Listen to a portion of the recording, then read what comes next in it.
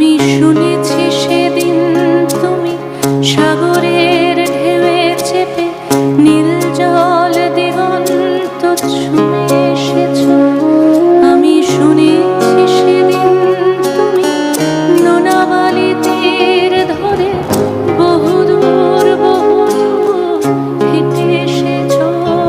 আমি কখনো যাইনি জলে, কখনো ভাসিনি নীলে, কখনো রাখিনি চোখ ডানা মেলা ছিলে।